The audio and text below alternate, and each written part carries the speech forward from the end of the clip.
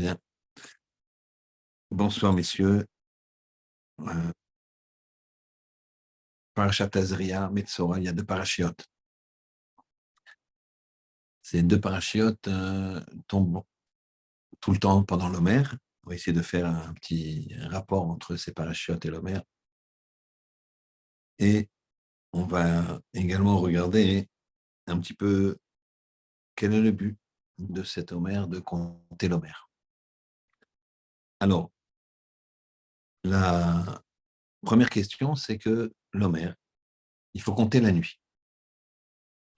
Donc, on compte les jours qui nous séparent de Pessah à Shavuot. D'accord? 49 jours, il y a 50 jours exactement, c'est le 50e, donc, et on compte donc 49 jours. Une fois qu'on a compté ces 49 jours, alors on reçoit la Torah. Très bien. Pourquoi doit-on compter uniquement la nuit? Je vous rappelle une halakha que si quelqu'un n'a pas compté la nuit, en la journée, il pourra compter, mais il ne pourra pas faire la beracha. Alors avant, on va faire une petite introduction sur ce que c'est une bracha. Quand je fais la bracha, c'est quoi bracha? Baruch ata. C'est-à-dire que quand je fais la bracha, je proclame qu'Hachem, Baruch Ata, ça ne veut pas dire béni sois-tu. Vous trouverez même dans les livres ce type de traduction, béni sois-tu. Mais c'est absolument faux. Tu es source de bénédiction. Parce que quand tu dis béni sois-tu, tu as l'impression de bénir le bon Dieu, quoi. Tu ne veux pas bénir le bon Dieu, il ne faut pas exagérer. Même si chaque juif, c'est un diamant, mais il y a des limites. Donc, tu es source de bénédiction. C'est-à-dire que tu proclames qu'Akadosh Baruch Hu est source de bénédiction. On ne te laisse pas proclamer ça si tu as oublié la nuit. On te laisse compter. Et après le soir, tu peux recompter avec bracha. Si maintenant tu as oublié une journée entière, alors là, c'est fini, tu ne peux plus du tout faire la bracha jusqu'à la fin. Tu as oublié toute la nuit et toute la journée qui suit. Par exemple, admettons que hier soir, on était le 14, on peut le dire, et que tu as oublié, et qu'à la nuit, tout à l'heure, quand il va faire nuit, que maintenant, on est à la Shkia, après la Shkia, bon, en tout cas, si tu oublies toute la journée et qu'il fait nuit, tu ne pourras plus compter avec bracha du tout. Tu pourras dire aujourd'hui, on est le tel jour. Ça compter, tu peux toujours, mais la bracha, elle est perdue pour toute la fin de l'Omer. Donc ici, c'est ça qui est étonnant. Compter, tu pourras toujours, mais faire la bracha, tu ne pourras plus. Bracha, c'est tu proclames. Mais ça veut dire quoi? Je proclame que Dieu est source de bénédiction. C'est ça qu'on va essayer de creuser. Ça veut dire que je proclame que je me mets dans un espace où je vais attirer à moi la bénédiction d'Hachem parce que justement, je proclame qu'Hachem est une source de bénédiction. Si tu dis à quelqu'un, tu le loues en pensant, en considérant que la personne a les capacités de t'aider, alors cette personne va t'aider. Parce que tu avoues, tu proclames que. Donc, quand tu reconnais, à ce moment-là, Mida Keneged Mida, tu reconnais qu'Hachem est les sources de bénédiction, alors pourquoi ce flux, il s'arrête quelque part quand j'ai arrêté de compter 24 heures? Première question. Deuxième question. Dans la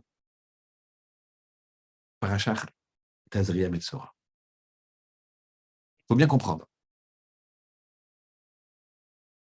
La Parashat Tazria, elle commence par le fait que quand une femme elle accouche d'un enfant, alors si l'enfant c'est une fille, alors elle aura un cycle pour retrouver sa pureté de 80 jours.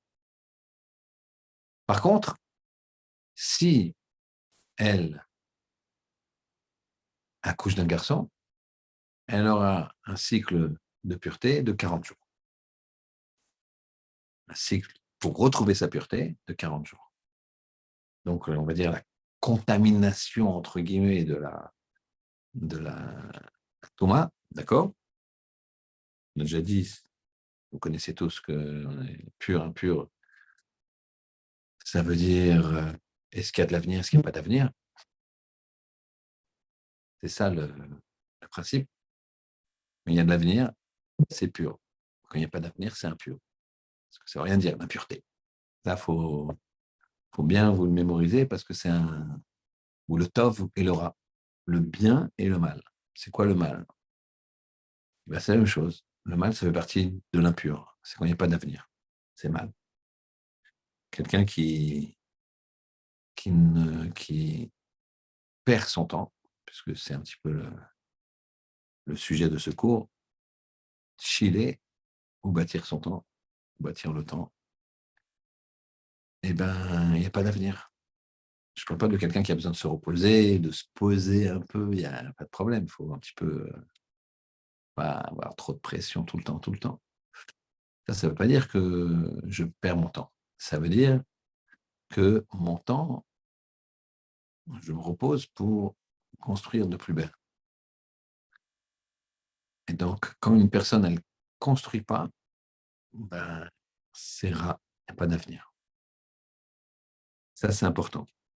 Alors, quand la jeune fille, quand la jeune femme, elle accouche d'une fille, alors c'est 80 jours. Quand elle accouche d'un garçon, c'est 40 jours. Alors, si on faisait un chiot de, de femmes, des fois, je commence le chiot de femmes et je leur dis la Torah est très, très, très féministe. Et je leur dis ce que je viens de vous dire. Donc, elles me regardent avec un air un peu dubitatif, disant bah, c'est le contraire. Et en fait, il faut bien comprendre. Bien comprendre que la pureté et l'impureté se côtoient tout le temps. Quand il y a beaucoup de pureté, si jamais cette pureté, elle s'en va, elle est remplacée par de l'impureté.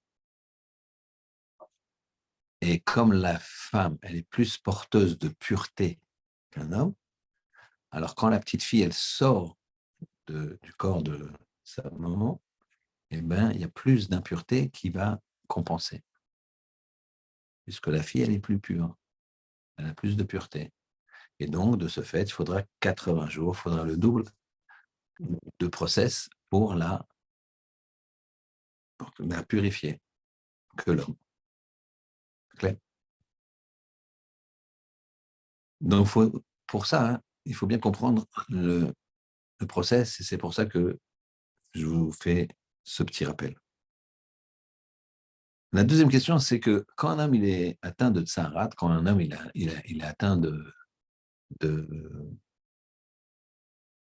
lèpre, parce qu'il a fait de la shonara, on va expliquer pareil, qu'on a un mida keneged mida.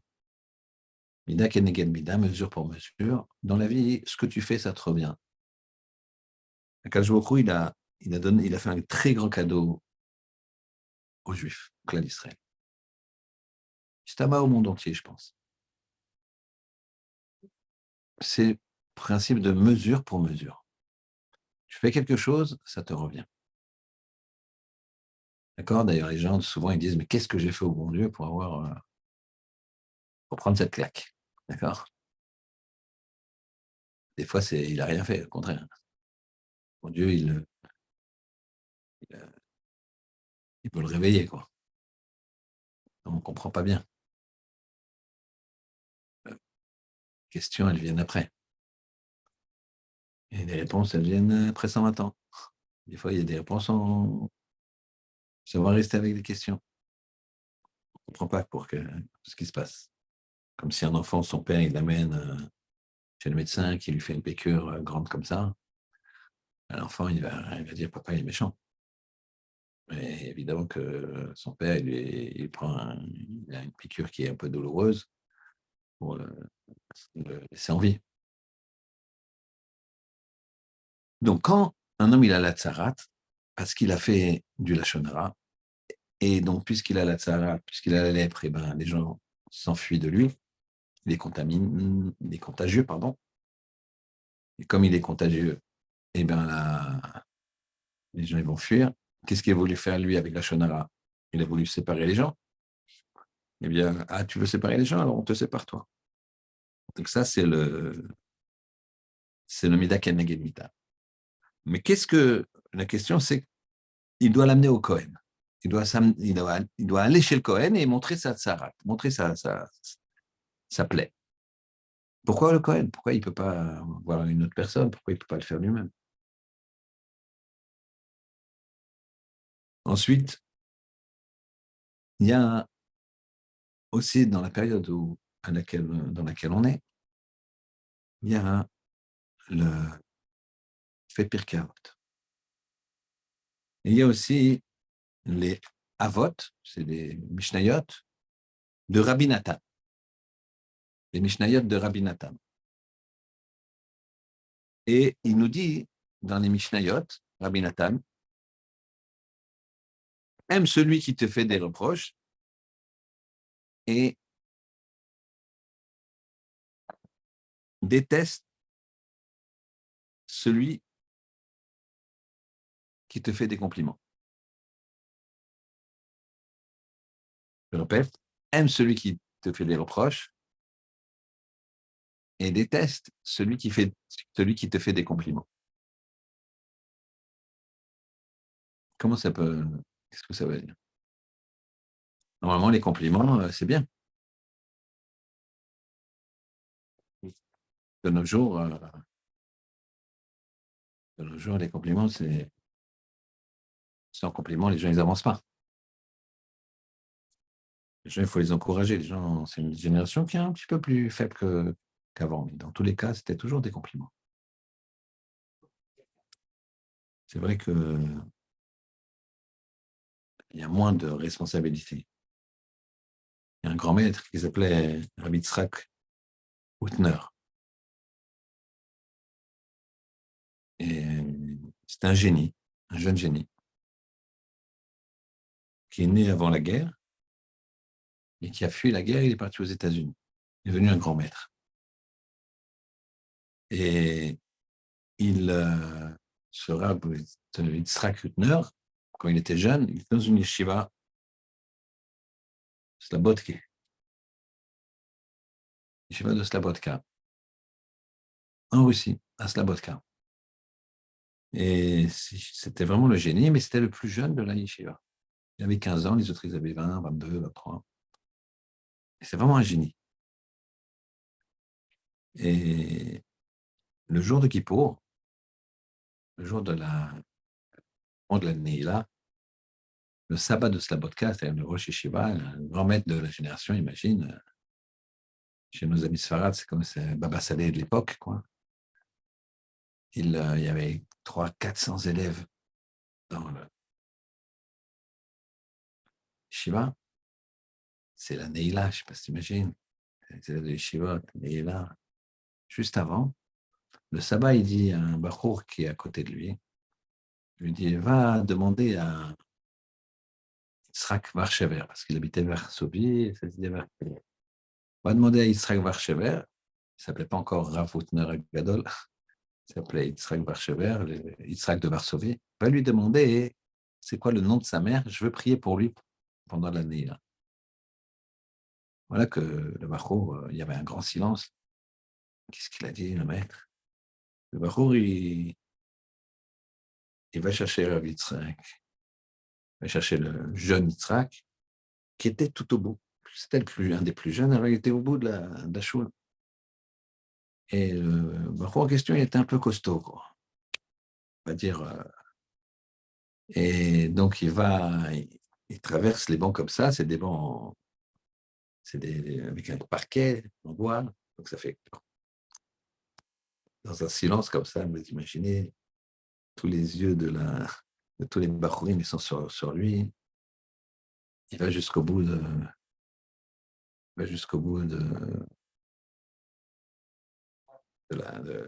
la choule, il tourne à gauche, et là, il dit à il dit, moi, c'est quoi le prénom de ta mère, le sabbat de Slabodka, le Rav, au Shishiv, je veux prier pour toi. Quelle chance, incroyable.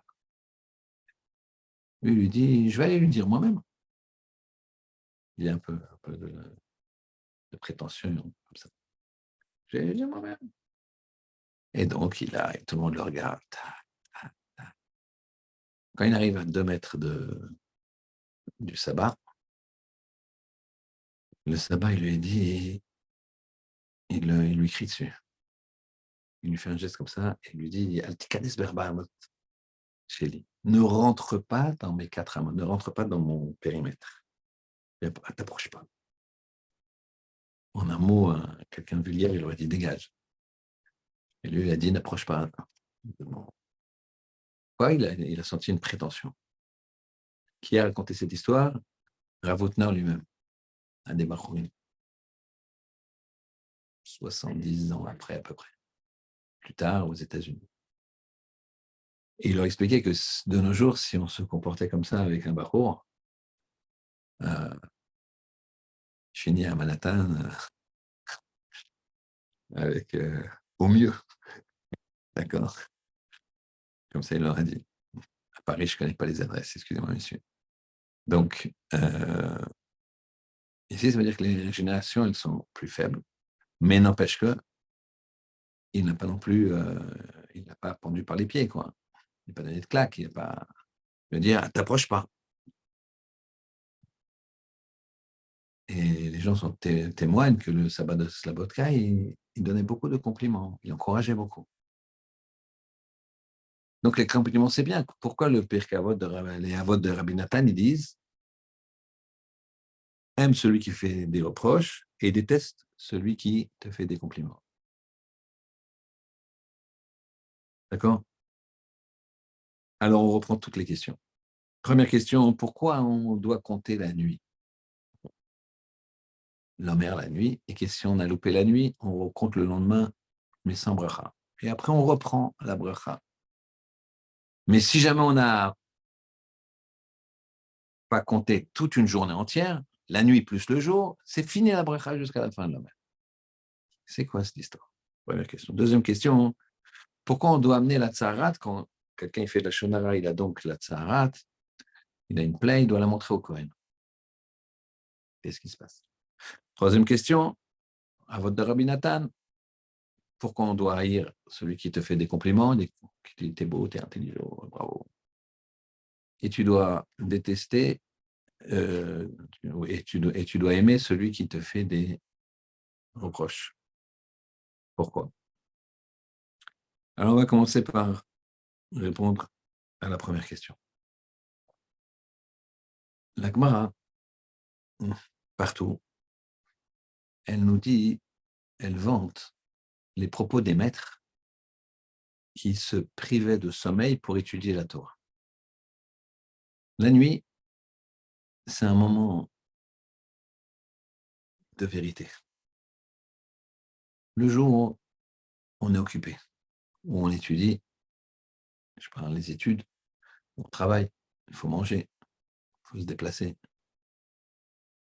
La nuit, c'est le moment de vérité. Tu veux savoir ce que tu es, tu regardes ce que tu fais la nuit. La Gemara, c'est aussi la nuit comparée au Léolam Hazé, ce monde-là. Et le Olam Haba, le monde futur, comparé au jour. Donc, la nuit, c'est le vecteur, c'est la puissance, le coefficient multiplicateur de comment je me comporte. Quand on compte l'Omer, on compte un premier jour, deuxième jour, troisième jour. C'est-à-dire qu'on prend conscience de l'importance du temps. Pas du temps, pour les Tunisiens, du temps. L'importance du temps. Si tu loupes une journée, alors tu es déconnecté.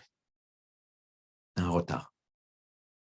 Et la bracha, elle ne peut plus s'enclencher comme avant. Tu as perdu.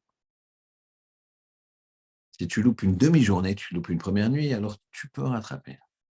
Et si jamais tu construis le temps, tu bâtis le temps, eh bien, tu verras que tu vas avoir une force, une stabilité un bonheur, même s'il y a des problèmes comme tout le monde, mais tu pourrais avancer. Mais si tu construis pas le temps, si tu perds ton temps, c'est ça que chiller toute la journée, d'accord? Et bien à ce moment-là, hein, tu brûles ton temps. Et l'homère, c'est calculer le temps. Premier jour, deuxième jour. Je m'arrête. Une fois dans la journée, je dis, tiens, on a un jour supplémentaire, encore un jour. Le juif, il est dans un cycle temporel.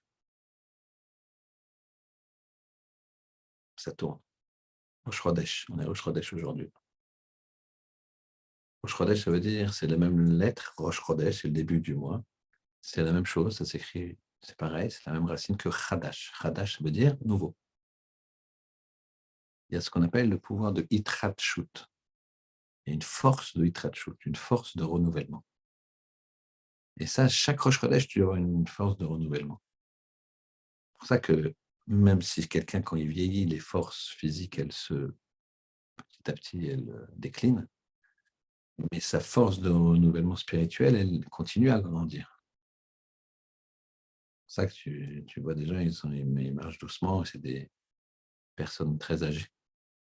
Quand elles s'assoient et qu'elles te parlent, c'est de la bombe atomique. Pourquoi? Parce que cet Yitrhak-Shut, ils construisent. Le juif, il doit construire. Le Baruch Hu, il nous a donné la capacité de construire le temps. Et donc d'être intemporel. Et donc d'être éternel. Les Goïms, ils ont toujours voulu être forever young. Toujours, ils ont une chanson même. D'accord? Mais nous, on peut être forever young. Eux, ils ne peuvent pas. Ils ont c'est un autre statut. C'est pour ça que le matin, on remercie Hachem d'être juif. On lui dit, t'es source de bénédiction qui nous a fait juifs. Et quand tu as l'étincelle divine qui est en toi, que tu la bonifies, tu t'éloignes de ce qui peut la crasser.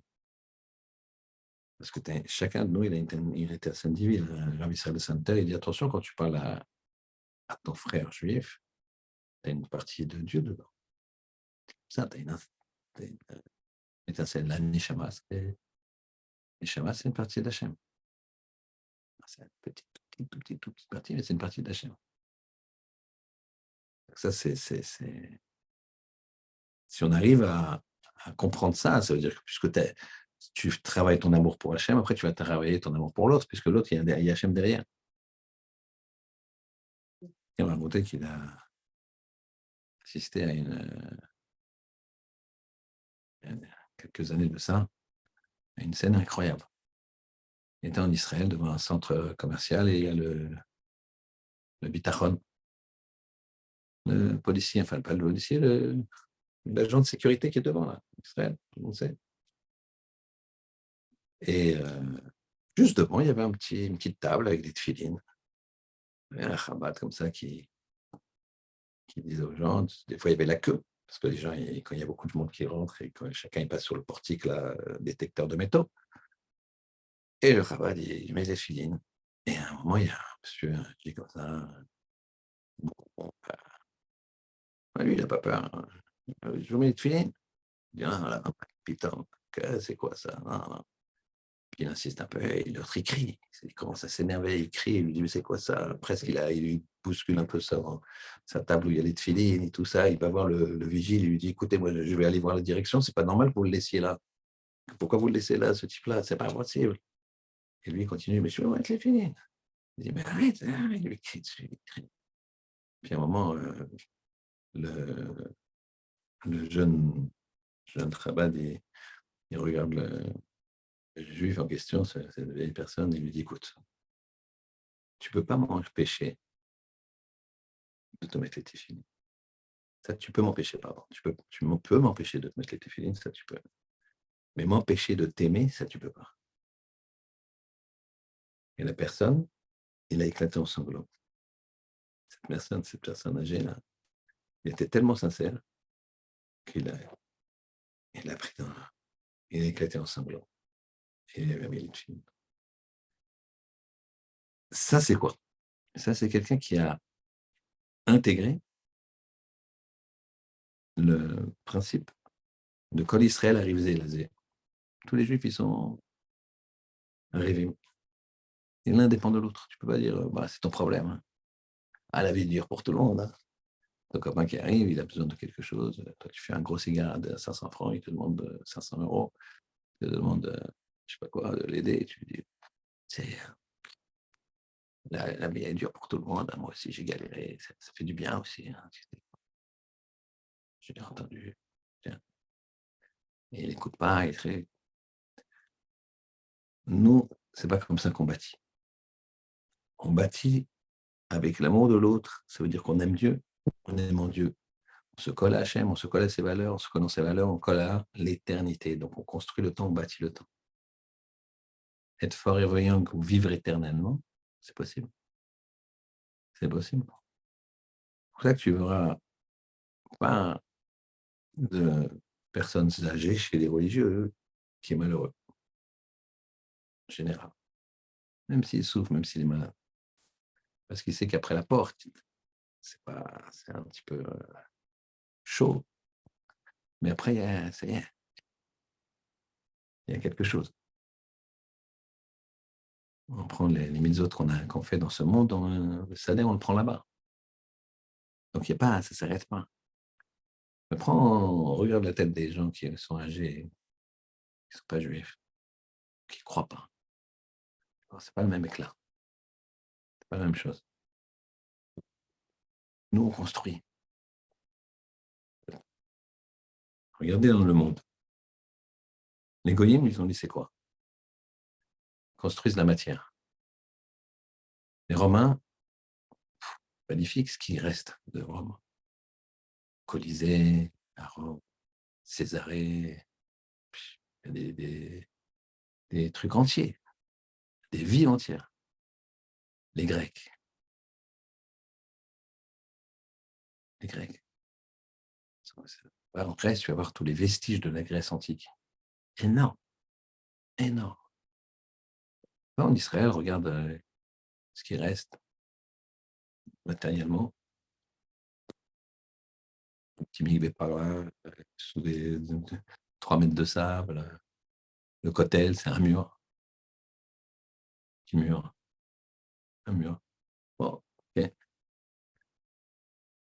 Rien. Pourquoi? Parce que nous, on ne construit pas ça. On ne construit pas la matière. Les gens qui veulent encore un appartement, un grand appartement, une maison là, une maison à New York, une maison, une maison, une maison. Ok, j'ai rien contre. Ça te permet de vivre, etc. Mais si c'est ton but et tu vis que pour ça, c'est pas ton rôle. C'est pas ton rôle. Nous, on doit construire là-dedans.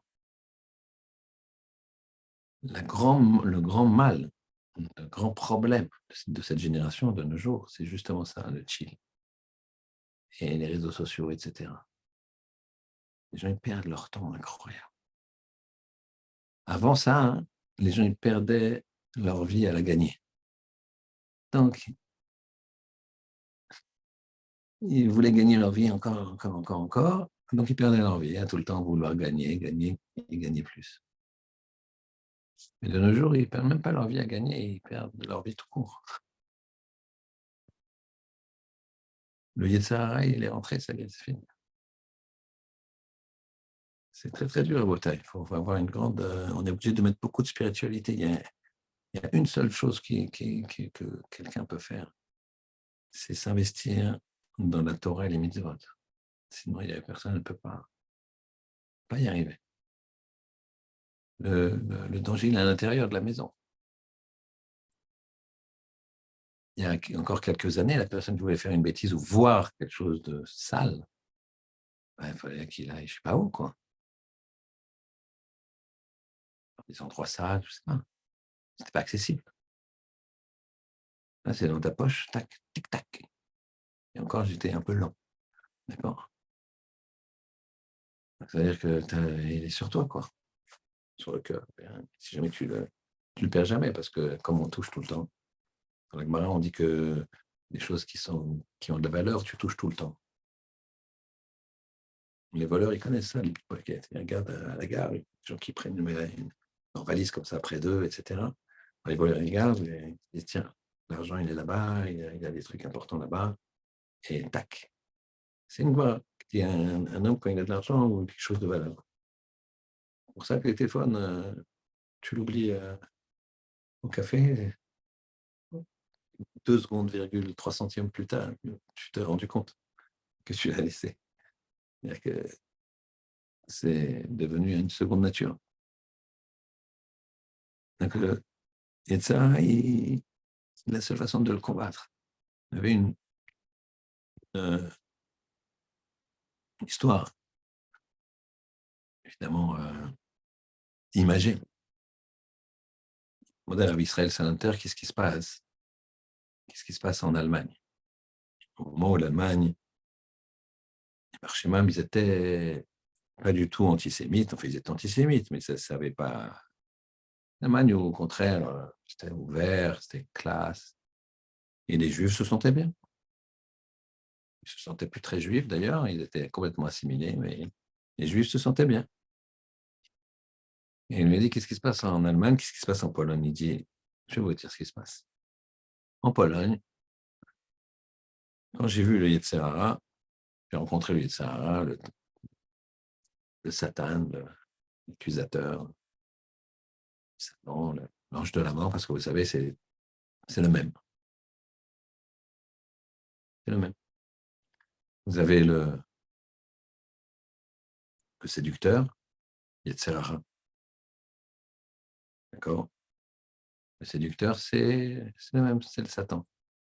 Première étape, il prend l'habit du séducteur ou de la séductrice, comme tu veux. Donc, si c'était un homme ou une femme. Il se met en ce que tu aimes le mieux, en blonde, petite brune. Et puis,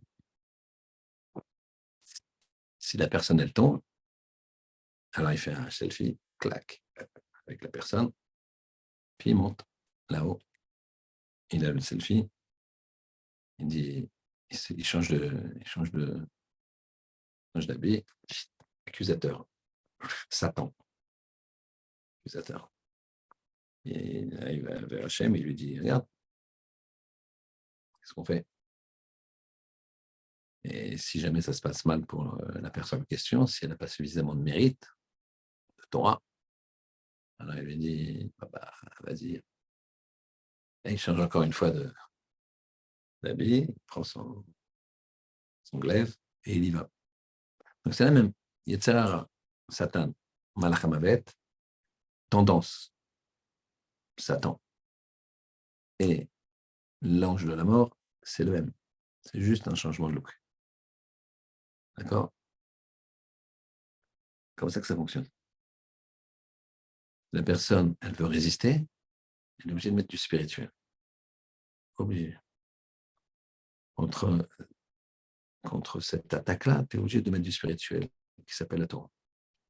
Marqué dans la Torah, j'ai créé le Yetzer Hara, j'ai créé le remède. Hachem, il fait toujours le remède avant. C'est pour ça que le Yetzer Hara, il a été créé après la Torah. La Torah, elle a été créée avant la création du monde. C'est pour ça que quand tu étudies la Torah, tu touches quoi? L'éternité, puisque c'était un élément qui était créé avant la création du monde. Puisque la création du monde, c'est ça qui donnait l'espace-temps, l'espace limite, l'espace matière, l'espace espace. L'espace-temps matière. C'est la création du monde. Mais avant ça, il y avait 10 choses qui existaient, dont la Torah. Donc quand tu étudies la Torah, tu sens que tu touches l'éternité. Tu sens que tu touches.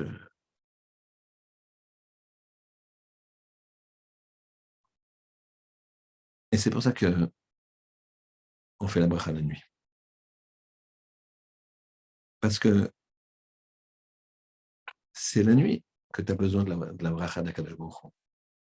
Tu as besoin, quand tu sanctifies ton temps en comptant la nuit, aujourd'hui et c'est la nuit, tout à l'heure on va compter, tu montres à Hachem que c'est important le temps. ce moment-là, tu as la bracha qui vient. Tu ouvres des robinets. Si tu as loupé la nuit, alors ça veut dire que tu ne pas intéressé. Qu'est-ce que tu as fait la nuit? Tu dois être concentré sur ce que tu... Le jour, je peux comprendre. Et un homme, il est marié, il a des enfants, il faut s'occuper des enfants, il faut les amener à l'école, rechercher, leur donner à manger. Plus mon travail, plus un petit peu de sport, plus un peu de... aller voir ses parents, et les filotes, prières. Okay. Mais la nuit. Donc c'est là et si la personne se comporte bien, elle bonifie son temps. Alors à ce moment-là,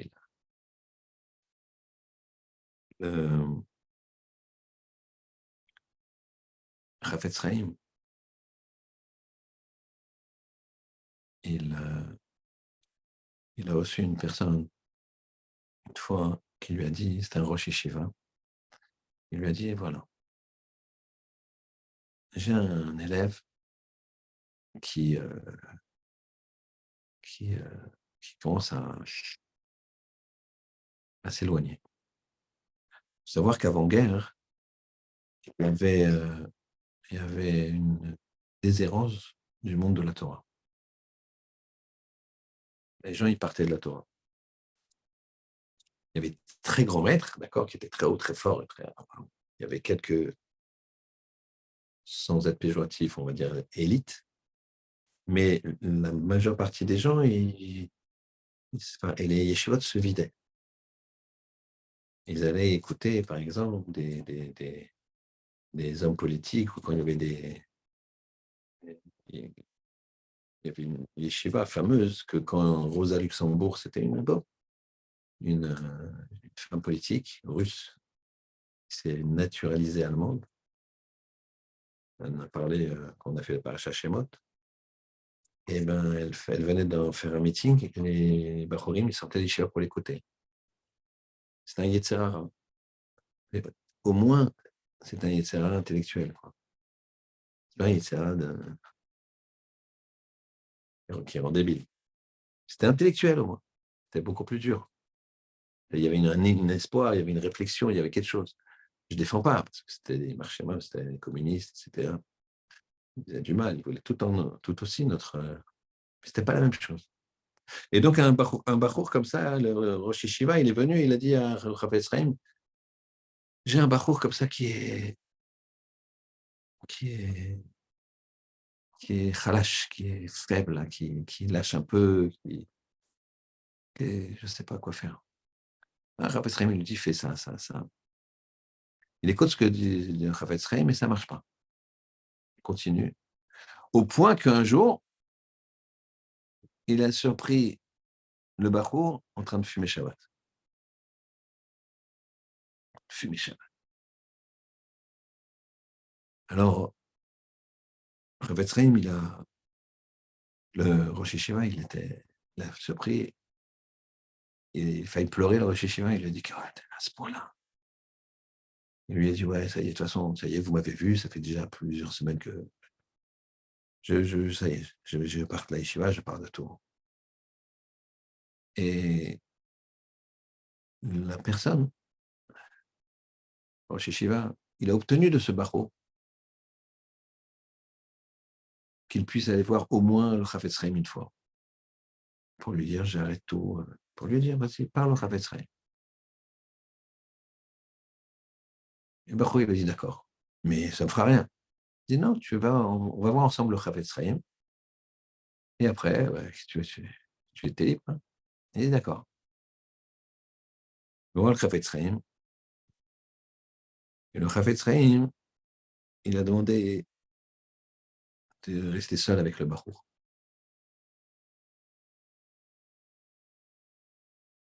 10 minutes, un quart d'heure plus tard, le Bachour, il sort, les larmes aux yeux, et il dit au Monsieur Shiva, je reviens, j'ai fait des bêtises, si vous m'acceptez.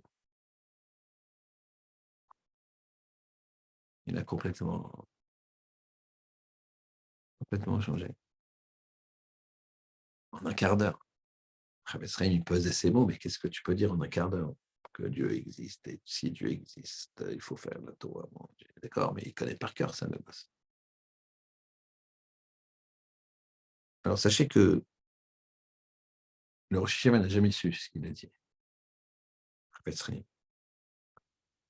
Mais jusqu'à un certain temps, jusqu'à dans les années, je sais pas eu 80, 90, cette histoire, elle s'arrêtait là. Personne ne savait ce que le Chafetz Chaim avait dit.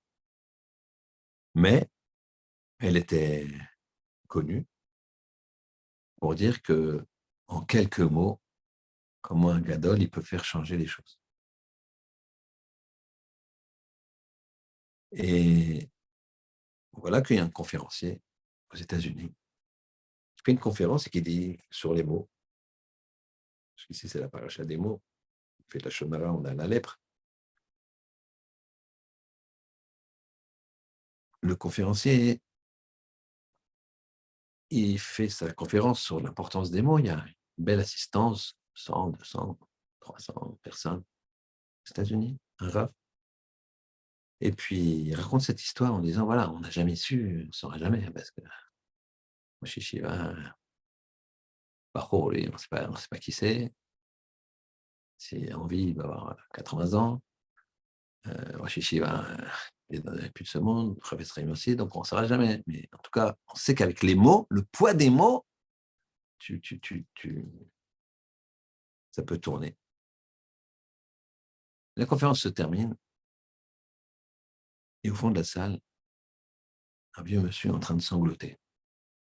Sanglote comme ça. Tout seul là-bas. Le Rav, au départ, il range ses affaires, il range son paperboard, ce qui lui a servi à faire sa conférence. Et puis il s'aperçoit qu'il entend des sanglots, il se retourne, il voit un vieux monsieur, il dit, oh là là, qu'est-ce qui se passe? Il doit avoir mal quelque part, il est mal à l'aise. Il court avec un verre d'eau à la main, et il court, il court, il court. Et voilà que il s'aperçoit que ce vieil homme, il est vraiment pris de sanglots très profonds. Il met quelques minutes à se calmer. Il va lui chercher un verre d'eau encore. Et à un moment, il me dit, qu'est-ce qui s'est passé? Qu'est-ce qui se passe? Qu'est-ce que je peux faire pour vous aider? Il m'a dit, le Bachour dont vous avez parlé dans votre histoire, c'est moi. Alors là, le Rav, en même temps, il est ému. En même temps, il se dit, je tiens le scoop de ma vie. Là. Le scoop de ma vie. Ça va être sur tous les réseaux. Il n'y avait pas ça. Il y a 90, il fallait être très précurseur quand même. Il a fait une belle fortune, le gars. Et il lui dit, le spa, il attend qu'il se calme et c'est un moment qui s'est calmé, qu'il a dit, est-ce que vous pourriez me dire qu'est-ce qu'il vous a dit? Qu'est-ce que vous a dit le Chafetz Chaim? Il a dit, je vais vous dire ce qu'il m'a dit, plutôt ce qu'il ne m'a pas dit. Il m'a pris la main comme ça, il a baissé les yeux, il m'a caressé la main. Il a dit un mot. Il s'est penché sur ma main comme ça en caressant, il a dit un mot. Shabbos. Shabbat pour nos amis sparades. Et l'autre, il s'attendait un mot, c'est tout. Un mot. Et une larme a coulé de ses yeux et est tombée sur ma main. Et quand vous avez raconté l'histoire, la même brûlure que j'ai sentie quand j'ai fait pleurer le gars de la dent, il fait pleurer, il était vers la fin de sa vie, j'ai senti cette brûlure. J'ai dit, c'est ça, Shabbat. C'est du feu et il ne faut pas l'éteindre. Comment on peut arriver comme ça, comme le Chafetz Chaim? Quand la nuit, tu comptes. Quand tu comptes le temps. En quelques minutes, tu peux tout gagner. En quelques minutes, tu peux tout perdre. Certains comprendront ce que je dis, d'autres un petit peu moins techniquement, sans aucun, sans aucune hiérarchie. Mais en quelques minutes, tu peux faire des Mishnayot, tu peux faire un Tehillim, tu peux faire quelques lignes de Gemara, une page de Gemara, une demi-page, en quelques minutes. Quelques minutes, tu les connais. T'entends, quelques minutes, tu prends une page de Gemara que tu connais, tu l'as fait, au lieu de, je sais pas, faire quoi. D'accord? Non, je m'adresse à lui parce que je sais que lui, il le fait, donc c'est bon. Et en quelques minutes, tu peux complètement tomber. Regarder ce qu'il ne faut pas et perdre ton temps et tomber. Il faut sanctifier le temps, Rabotai. C'est très important. Le temps, il passe. Ça passe. Il faut regarder le temps qui nous reste. Tu ne sais pas combien. C'est pas. Rappelez-vous ce qu'on a toujours dit. Ce monde, il ressemble à une khatouna, à un grand mariage. Tu as un grand mariage, tu as faim. Il est à l'autre bout de Paris, dans une ville loin, 1 heure et demie de route. Tu n'as pas eu le temps de manger. Tu as une faim de folie. Et quand tu vois, tu arrives sur le buffet, tu as loupé la repas parce que tu étais trop en retard. Mais par contre, tu n'as pas loupé le buffet, ouf. Et puis, tu vas arriver, tu vas attraper. Tac, tac, tac. La Gemara, elle nous dit, la vie, c'est une iloula. C'est un mariage. Khatov, attrape et mange. Ce que tu fais dans un buffet. Sinon, D'accord? Khatov et achab. Il dit ça, c'est les mitzvot. Il faut que tu attrapes les mitzvot et que tu manges. Vous avez compris que. Parce que après, quand tu repars sur Paris, le beau château là-bas que tu as laissé à 100 km, tu as oublié quelque chose là-bas. Tu as oublié, dans la salle de la Khatouna, tu as oublié quelque chose. Mince, ça fait 1 heure que je suis parti. Tant pis, je peux pas. Je repars. Je refais demi-tour. Et là, tu as quitté, toi, une salle, la musique partout, des lumières, c'est beau, ça sent bon, etc. Et là, maintenant, tu vois, il n'y a plus de lumière, il n'y a plus de musique, il n'y a plus de fleurs. Il y a quoi? Ça sent pas bon. Les poubelles à droite, à gauche. Tu regardes, tu as des os un petit peu de poulet un peu partout. Voilà. C'est comme ça que ça devient. Tu crois que c'est des lumières, tu crois que c'est tôt? Non. Fais des mitzvot et tu vas t'en sortir. Pas de mitzvot, c'est compliqué. Il faut prendre conscience du temps. Nous, on est des bâtisseurs du temps. Les Juifs, c'est des bâtisseurs du temps. Et pour bâtir le temps, je vais vous expliquer la relation avec le Avot des Rabbi Nathan. Comment comprendre que quand tu dois haïr la personne qui te fait des compliments et aimer la personne qui te fait des reproches. Parce que si tu arrives à aimer la personne qui te fait des reproches, ça veut dire que tu as une modestie en toi, que tu veux progresser, que tu es modeste. Et si tu es modeste, le monde extérieur, il va beaucoup moins t'atteindre. Tu ne voudras pas avoir une Patek Philippe ou une Charmier, des choses comme ça. Tu voudras... C'est pas intéressant, tu as besoin du monde pour savoir l'heure, point. Ça veut dire que tu es arrivé à un niveau. Ce qui empêche la personne de progresser, c'est la prétention. Quand une personne est prétentieuse, elle ne peut pas progresser. Il n'y a pas la place pour le bon Dieu. Si une personne, elle laisse la place pour le bon Dieu, alors ça veut dire qu'elle a une modestie. Il faut travailler cette mida-là. Sinon, on n'arrive pas à bâtir. C'est pour ça qu'il la relation entre bâtir le temps et aimer celui qui fait des reproches, c'est parce que la personne qui fait des reproches, attention, on ne parle pas de quelqu'un qui te veut du mal, qui va te casser. Et encore. Et encore. Je dis bien et encore. Parce que le Beth Halevi, un grand maître, il nous explique la chose suivante. Souvent, on comprend les choses à l'envers. On comprend les choses à l'envers. C'est-à-dire que on croit que, je vais prendre, vous savez tous qu'on sort de Pessah, vous savez tous que Abraham il faisait Pessah, manger de la matzah. Mais la sortie de Pessah, c'est quoi? La sortie de Pessah, c'est pourquoi on mange de la matzah? Parce que quand on est sorti de Pessah, la matzah, il n'a pas eu le temps de monter. Mais Abraham, il a vécu avant la sortie de Pessah. Qu'est-ce qu'il fait avec la matzah?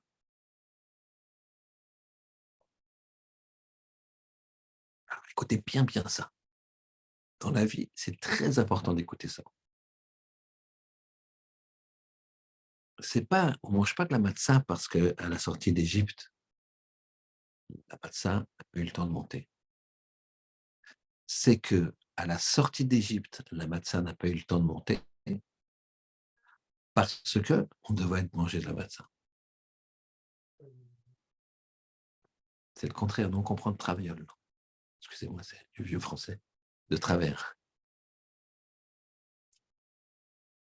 Je me réexplique. On va prendre l'histoire de Yosef Hatzadik. Yosef, il est sorti de prison. Comment? Quand Pharaon est arrivé, il avait besoin de quelqu'un qui lui interprète les rêves. Tout le monde me suit dans l'histoire? Donc Pharaon, il a des rêves, personne ne sait lui interpréter. Et quelqu'un lui dit, très chanson lui dit, ah, je connais quelqu'un qui interprète les rêves bien comme il faut. Ah, vas-y, fais-le sortir. Ah, incroyable, la chaîne, il a fait rêver. Et donc, heureusement que Pharaon, il a rêvé, comme ça, Yosef est sorti de prison. Pas du tout. C'est Pharaon qui a rêvé parce que Yosef devait sortir de prison. C'est le contraire. C'est pas que Yosef est sorti de prison parce que Pharaon a rêvé, c'est que Pharaon, il a rêvé parce que Yosef devait sortir de prison. Vous voyez la nuance? On ne mange pas de la matzah parce que en sortant d'Égypte, elle n'a pas eu le temps de lever, le pain n'a pas eu le temps de lever. Pas du tout. C'est pas pour ça. C'est qu'on est sorti d'Égypte parce qu'on doit manger de la matzah. Oui, c'est bon, ici. Et donc, il faut faire attention de ne pas comprendre les choses à l'envers. Et ça, tu peux les comprendre que si tu bâtis le temps, si tu comprends ce qui se passe. Sinon, les gens, ils arrivent dans un labyrinthe, comme il dit le Messilat Yesharim, ils vont être dans la vie comme dans un labyrinthe, ils vont croire qu'ils avancent. En fait, ils font du sur place, ou voire ils reculent, et puis après, ils se rendent compte qu'ils sont au bord du précipice. Toute leur vie, ils sont trompés. Et ça, c'est ça le Guéniam, c'est ça la douleur. La douleur, l'enfer, c'est pas qu'on brûle les pieds, d'accord, ou le reste. L'enfer, c'est de se rendre compte que j'ai raté. Je suis vide. Faire très attention à ça. Ça, c'est une grande mitzvah de proches et les gens de les amener à faire des mitzvot, de les amener à faire des choses. La meilleure chose pour montrer aux gens, c'est de faire toi-même. Voilà. Qu'est-ce que tu fais ces vacances? Ben, je vais à Jérusalem, je vais un petit stage en yeshiva. L'année dernière, peut-être à Ibiza. Ben, justement, il faut visiter le monde. Il faut tout visiter. Il fait chaud aussi à Jérusalem, mais c'est une chaleur contrôlée. Alors qu'Ibiza, ça risque à un moment de dépasser les Celsius. Donc voilà, c'est ça. C'est ça le principe. Donc on a fait là le pas. Quand on compte la nuit, on se rend compte de l'importance. Si on a loupé la bracha, mais on peut la récupérer. Mais si on a trop loupé, c'est comme si la personne, il y a un moment, ça, ça va s'arrêter et elle ne pourra plus avancer. C'est quoi? C'est quand on change de monde. Tant qu'on n'est pas dans l'ultime passage, tout peut être possible. Tout peut être possible. Il faut travailler. il faut compter chaque seconde comme étant une seconde importante. Avec un sourire, on peut sauver des vies. Avec un sourire. Avec un sourire. Rappelez-vous cette histoire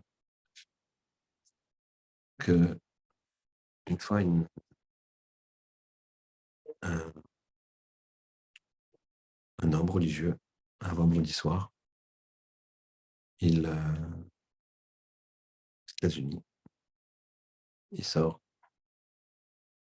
et il dit à sa femme, un petit peu trop de tchoulen, gefilte fish et tout, c'est ashkenaz aux États-Unis, un peu barbouillé comme ça un vendredi. Il dit à sa femme, écoute, il fait un peu frais ce soir, donc ne m'accompagne pas, je fais un petit tour, je marchais un peu pour...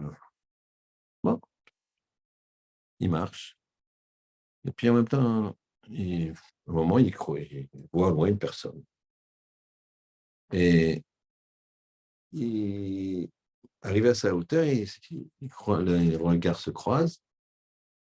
Et le juif religieux, il regarde la personne, il fait un chaleureux bonsoir. Comme ça, il est bonsoir, good evening, sir, avec un beau sourire.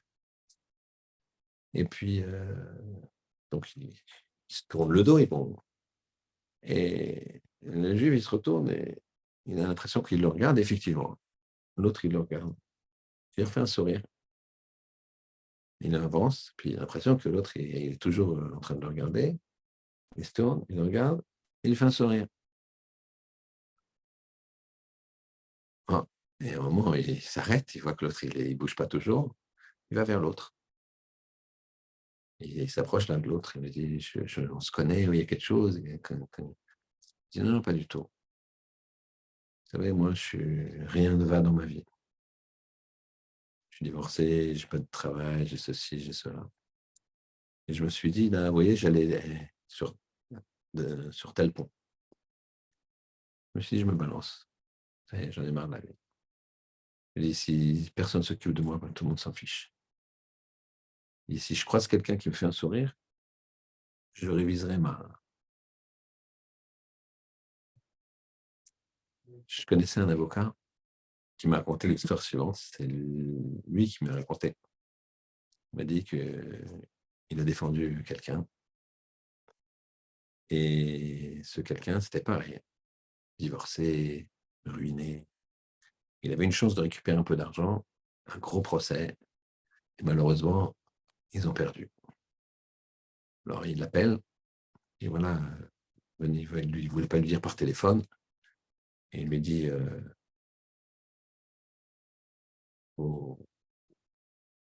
venez.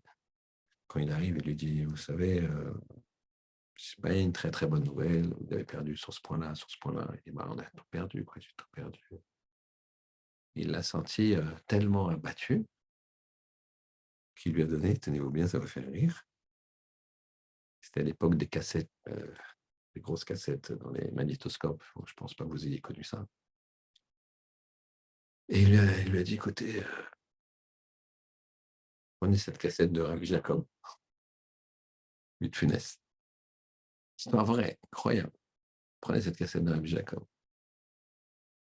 La personne a raconté, le client de la personne, il a dit qu'il habitait au 6e étage et qu'il montait les escaliers comme ça. Il s'est dit, je me balance, je ne peux plus, ça y est, c'est trop dur, je n'ai plus d'argent, je n'ai plus rien. Ça, il a pensé vraiment à se balancer dehors, se suicider. Il avait la cassette dans les mains, il l'a mis machinalement dans le magnétoscope. Mais ce qui est bah, le sourire. Imaginez la fragilité d'un homme et en même temps la puissance d'un homme. La fragilité d'un homme qui est fragile au point de penser à l'extrême, mais qui, quand tu lui fais un sourire, quand il voit quelque chose de drôle, il rebascule. Donc imagine la force que tu peux avoir. Et parfois, les gens, ils s'estiment ratés. Il y a des gens comme ça. Ils s'estiment ratés. Non, ça ne va pas, ils ont un certain âge. Il faut si personne leur sourit, il faut qu'ils sourient eux-mêmes. Qu'ils sourient eux-mêmes. Il faut qu'ils se sourient. Ceux qui se sourient, pardon. Et quand ils se sourient, ils vont sourire aux autres. Et tu penses à l'autre, tu vois que tu es heureux. Tu construis ton temps, tu es heureux. Tu es heureux, tu penses à l'autre, tu diffuses. Tout ça, c'est le travail de Pirkei Avot qu'on fait de Pessah à Shavuot. Parce que là, on est en train de faire une gradation, de monter, de monter. Hier, on était le 14e jour de l'Omer, 2 semaines. Et encore une semaine, encore une semaine, encore une semaine. Là, 7 semaines. 7 semaines, c'est le cycle de la nature. Le jour d'après, c'est déjà plus dans la nature. 7 fois 7, c'est la nature au carré. Et après, paf, c'est la Torah. La Torah te permet d'aller au-delà. Au-delà du temps, au-delà de l'espace, au-delà de la matière. Comment? Je vous ai expliqué. En bonifiant l'étincelle divine qui est en nous. C'est ça que tout le mois, tous les 49 jours qui nous séparent de Matan Torah, du don de la Torah, c'est des moments particuliers où il faut se travailler. Il faut prendre des décisions. C'est très important. Ce n'est pas seulement Rosh Hashanah et Kippour. Ici, c'est des décisions, ce pas des décisions où on te dit, si tu ne les prends pas, il y a la porte. Hein. Rosh Hashanah, le dîn, Kippour, c'est le tampon. Allez, suivant. D'accord? Ce n'est pas forcément comme ça tout le temps. Ici, c'est on te pousse. On te dit, vas-y, encore un. Monte, tu montes. 16, le 17, le 18, le 19, jusqu'à ce que tu arrives. Tu arrives à Torah. Un homme, il doit être en évolution constante. Si un homme, il n'est pas en évolution, eh ben, tu n'as jamais vu un vélo qui reste comme ça. La vie, c'est comme un vélo. Tu as déjà vu un vélo comme ça, le gars, il est comme ça, et il ne peut pas y arriver. Ou tu avances, ou tu recules. Tu n'as pas le choix. Si tu avances, eh ben, tu avances. Si tu n'avances pas, tu tombes, ou tu recules. Et quand tu recules en vélo, tu vas de tomber. Pas très pratique. Donc, ça, c'est la vie en Bretagne. Il faut penser que si je veux avancer, il faut que je prenne des décisions, des petites décisions. Je fais un petit élim de plus, je fais quelques lignes de Gemara de plus, ou alors je pense à l'autre, alors je fais de la tzedaka, ou alors je fais une prière. Je faisais pas de prière. Je fais une prière, je fais mon schéma en plus, je fais mincha, je fais hachré, chacun à son niveau, chacun a sa possibilité. Pour rajouter, doucement, doucement, avec un rythme. Il faut rajouter, comme quand tu comptes l'homme, petit à petit, un par un. Ça, quand est-ce que tu sais? La nuit. Comme là, on a le temps, on regarde, on progresse. Alors qu'Hachem, il nous aide à comprendre ça, à comprendre que nous, c'est pas de chiller qui nous importe. D'accord, se reposer, c'est autre chose. Nous, on doit bâtir le temps. Bâtir le temps, ça veut dire qu'on doit donner une réalité, un potentiel d'avenir à nos actions et à notre vie. Et ça, tu l'obtiens parce qu'on a dit dans tout le long de ce cours, faisant plus de Torah, plus attention à l'autre, plus de conscience que chaque minute, elle est importante. Elle dit, ta grand-mère, tu ne m'as pas appelé depuis 3 semaines.